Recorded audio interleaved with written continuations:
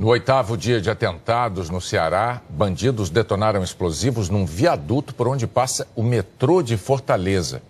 Olá, meus amigos. Eu preparei uma edição para que a gente reflita, pense e dê uma analisada nesse assunto violência no Ceará, o caos no Ceará, etc. Vamos prestar atenção. A Secretaria de Segurança do Ceará declarou que a série de ataques é uma reação ao endurecimento contra o crime organizado e as medidas para impedir a entrada de celulares nas prisões. As facções criminosas têm acesso a celulares dentro do presídio e dão uma ordem de lá de dentro. Inclusive, o governo do estado do Ceará, eles parecem que prenderam 14 líderes de facções criminosas e todos eles foram libertados pelo STJ. Camilo Santana se reelegeu governador do Ceará com 80% dos votos válidos. Venceu em todas as 184 cidades do estado. Falou sobre segurança pública, anunciou que vai aumentar o número de policiais civis. Embora tenha contratado mais no governo dele, o efetivo é menor do que há 30 anos. O Bolsonaro toma posse e começam os ataques lá no Ceará.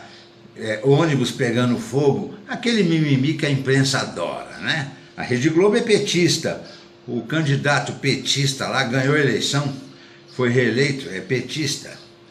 Então eles armaram aquela propaganda para o Brasil inteiro e falaram, nossa, precisa ter intervenção federal lá.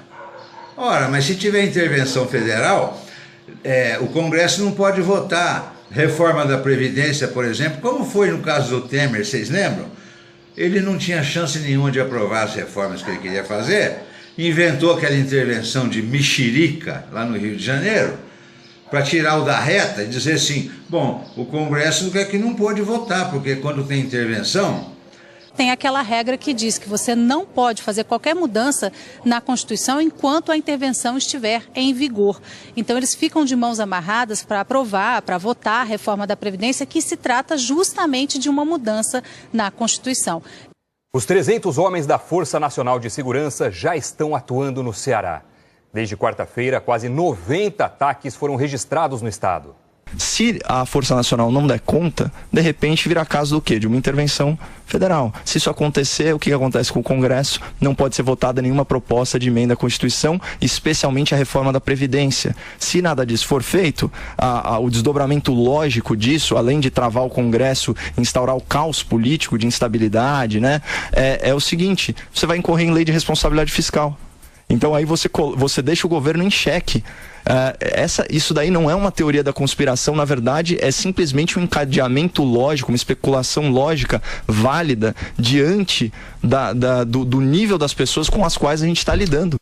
A Assembleia Legislativa lá do Piauí, Ceará, etc., falou, não, vamos colocar bloqueador de celular aqui nos presídios, porque os chefes das facções estão presos, mas os amigos do chefe estão na rua, eles ficam ligando e coordenando ações terroristas desse tipo, né? O que o Supremo Tribunal fez? Não pode colocar bloqueador de celular. Quando é que já se viu sem impedir os chefes de facções ligar para os amigos dele lá na rua para coordenar as ações? Não pode, é inconstitucional. A lei de comunicações, isso é pertinente, é só a lei federal que pode, não pode ser estadual. Olha o nível dessa Suprema Corte. A quem essa Suprema Corte serve? O Supremo Tribunal Federal derrubou leis estaduais sobre o bloqueio de celulares em presídios. Primeiro, lamentar a decisão do Supremo. Ela, na prática, ela inviabiliza uma estratégia nossa que tínhamos para implantar esses bloqueadores no curto prazo.